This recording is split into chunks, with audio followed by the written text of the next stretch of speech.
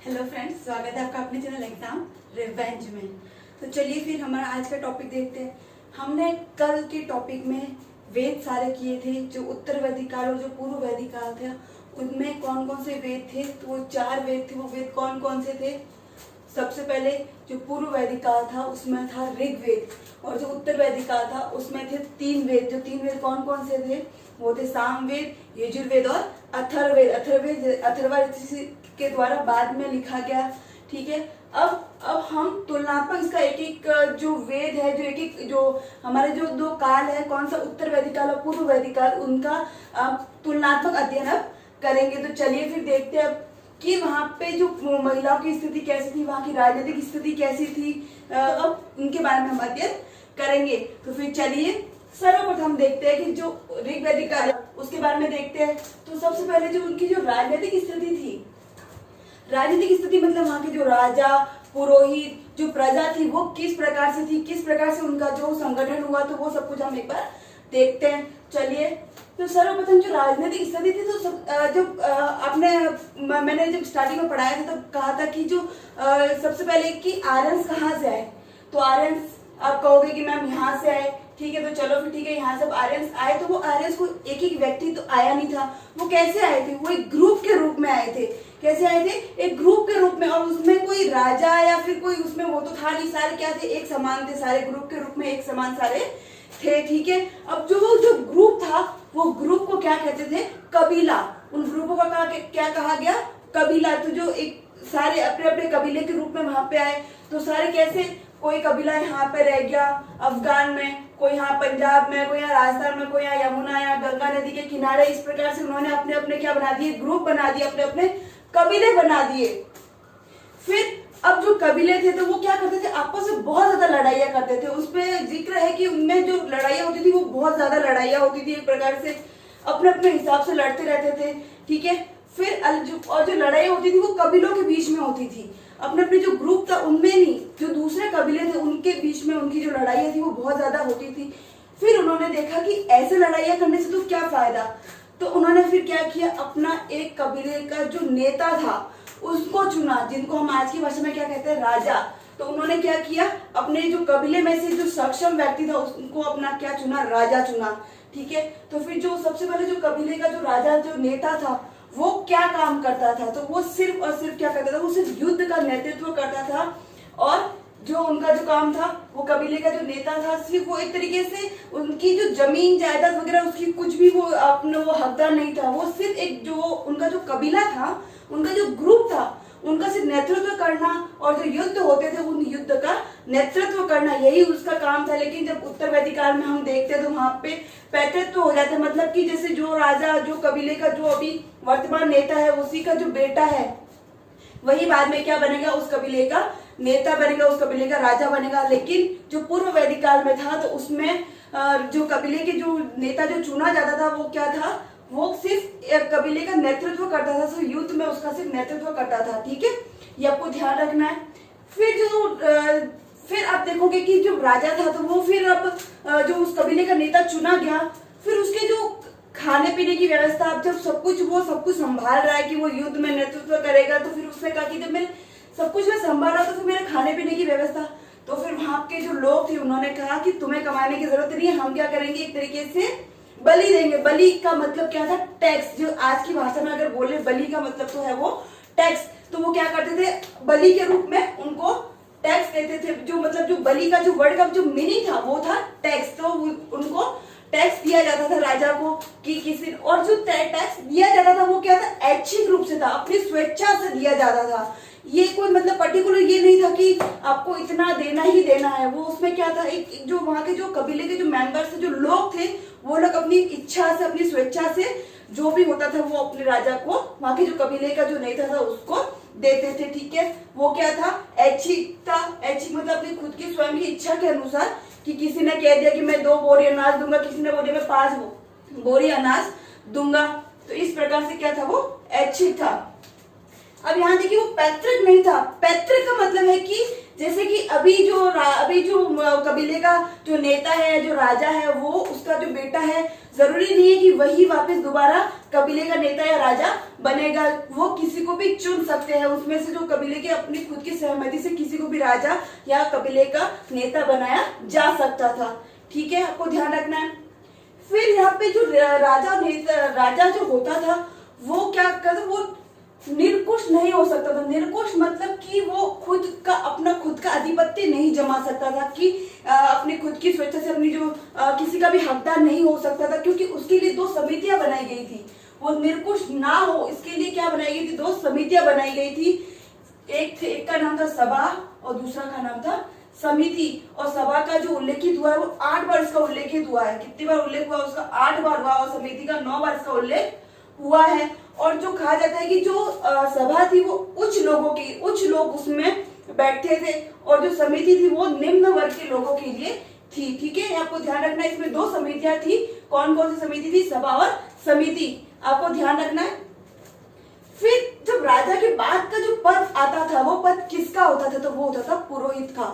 ठीक है, अब पुरोहित के बारे में देखते हैं। जो पुरोहित होता था वो राजा का शिक्षक या पद प्रदर्शक, मतलब राजा को जो शिक्षा दी जाती थी वो किसके द्वारा दी जाती थी, तो वो दी जाती थी पुरोहित के द्वारा। और उसका पद प्रदर्शक होता था, मतलब उसको हर बात के लिए उसको उसकी एडवाइस लेता था पुरोहित की। तो इस प्रकार से वो क्या था, उसका एक पद प्रदर्शक था। ठीक है, फिर वो राजा के साथ युद्ध में भी जाता था, कौन, पुरोहित। फिर उसके बाद देखते हैं, उसके बाद सेनानी थे, फिर ग्रामणी थे, फिर उसके बाद वज्रपति मतलब चारागाह या बड़े जो जत्थे होते थे उनके जो प्रधान होते थे उनको क्या कहा जाता था, वज्रपति। जो बड़े बड़े जो जत्थे होते थे जिनको कहा जाता था चारागाह या फिर जत्था, उनके जो प्रधान होते थे उनको प्रधान को बोला जाता था वज्रपति। और युद्ध के समय कुल्फों को उनका होता था कि युद्ध के समय जो कुल्फे जो होते थे, जो ग्रुप होते थे, उन ग्रुपों को एकत्रित कर मैदान में ले जाना। ग्रुपों को क्या बोला जाता था, कुल्फों। उन कुल्फों को एकत्रित कर, संगठित कर उनको युद्ध के मैदान में लेकर जाने का काम होता था किनका, वज्रपति का। और वज्रपति कौन होते थे चारागाह बड़े जत्थों के प्रधान। ठीक है फ्रेंड्स, आपको ध्यान रखना है। फिर रत्नीन। अब रत्नीन किसे कहा जाता था, तो रत्नीन सेनानी, ग्रामणी, सूत प्लस कवि, इन चारों के सम्मिलित को कहा जाता था रत्नीन। ठीक है फ्रेंड्स, इन चारों के जो ग्रुप होते, ये चारों का जो संगठन होता था इनको कहा जाता था रत्नीन। अब फ्रेंड्स, जो वहां पे जो सबसे पहले जो युद्ध वगैरह करते थे तो उनको किसकी जरूरत पड़ती थी, रथ वगैरह की, है ना। तो जो रथ जो बनाते थे वो रथ बनाने वाले को क्या कहा जाता था, रथकार। तो वहां पे उल्लेखित है कि जो रथकार थे, जो रथ बनाने वाले जो रथकार थे, उनका उपनयन संस्कार किया जाता था।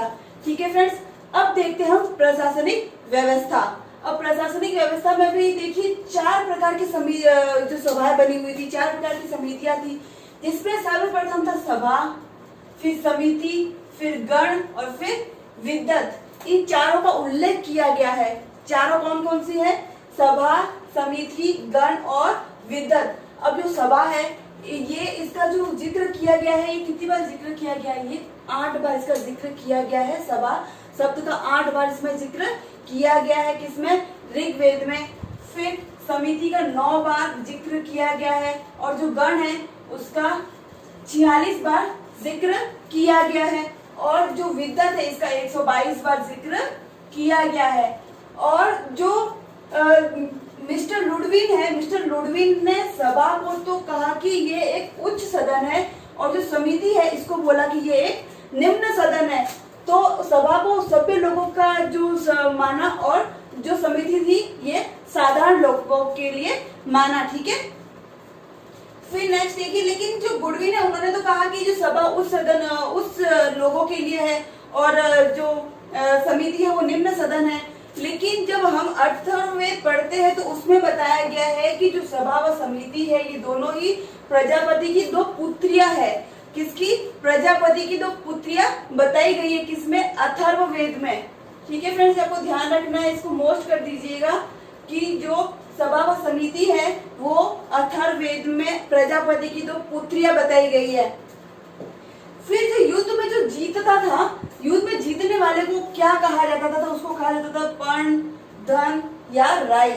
इन तीनों नामों से संबोधित किया जाता था। ठीक है, पर्ण, धन या राई, इनके नाम से उनको संबोधित किया जाता था। फिर यहाँ की न्याय व्यवस्था देखते कि यहाँ की न्याय व्यवस्था क्या थी कि अगर कोई व्यक्ति को मार दिया या फिर कुछ प्रकार से कोई भी कुछ कर दिया तो फिर उसके लिए क्या प्रकार का उनको दंड क्या दिया जाता था, तो वो एक बार देखते हैं। फिर यहाँ पे मृत्युदंड का प्रावधान नहीं था। सबसे पहले ध्यान रखना है कि मृत्युदंड जो ऋग्वैदिक काल था उसमें मृत्युदंड नहीं दिया जाता था, ठीक है। फिर यहाँ पे न्याय सुधारात्मक व्यवस्था थी। न्याय क्या थी, मतलब ऐसा नहीं कि जो जिसने किसी की मृत्यु कर दी तो मतलब उस व्यक्ति की भी मृत्यु करके ही उससे प्रतिशोध लिया जाए, उसको जो उसको दंड के रूप में मृत्यु ही दी जाएगी, तो ये नहीं था। उसको उसकी भरपाई के लिए जैसे किसी व्यक्ति की मृत्यु कर दी तो उसके लिए 100 गाय उसको उनको देनी पड़ती थी, 100 गाय देने का प्रावधान था। इस प्रकार से उनकी जो न्याय व्यवस्था थी वो इस प्रकार से थी, ठीक है। मतलब सुधारात्मक व्यवस्था थी कि मृत्यु के बदले में मृत्युदंड देना ही अनिवार्य नहीं था, वहां पे मृत्युदंड का प्रावधान नहीं था। फिर यहाँ जीव गमन, अभी जो हम जिसको हम पुलिस बोलते हैं उस समय में उसको उनके लिए जो वर्ड यूज किया जाता था, जो शब्द यूज किया जाता था उनको कहा जाता था उग्र या जीव गम्य, ठीक है, उग्र या जीव गम्य कहा जाता था। अब फ्रेंड्स इसमें 4 इकाइयां थी। अब ये 4 इकाइयां आपके लिए बहुत ज्यादा वेरी मोस्ट है, इसको आप एक बार बहुत अच्छे से देख लीजिएगा। अब सबसे पहले जो परिवार का जो एक छोटा सा जो परिवार होता है, हमारा जो परिवार होता है उनमें जो मुखिया होता है उसमें कहा जाता था उसको कुलपा। जो कुल मतलब परिवार, अब जो परिवार का जो मुखिया है उसको क्या कहा जाता था, कुलपा, ठीक है।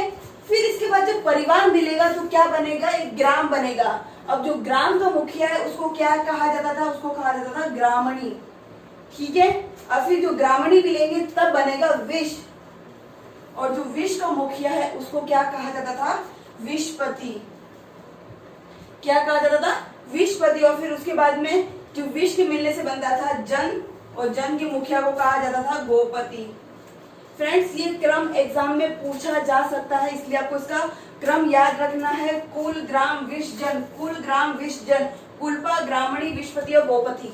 इसको आपको बार बार रिपीट करके इसको याद करना है, ठीक है फ्रेंड्स। अगर आपको हमारा ये वीडियो अच्छा लगा हो तो इसको लाइक करें, शेयर करें और सब्सक्राइब करना बिल्कुल भी ना भूलें हमारे चैनल को, और इससे की आगे की जानकारी हम आपको कल प्रदान करेंगे, ठीक है। Thank you.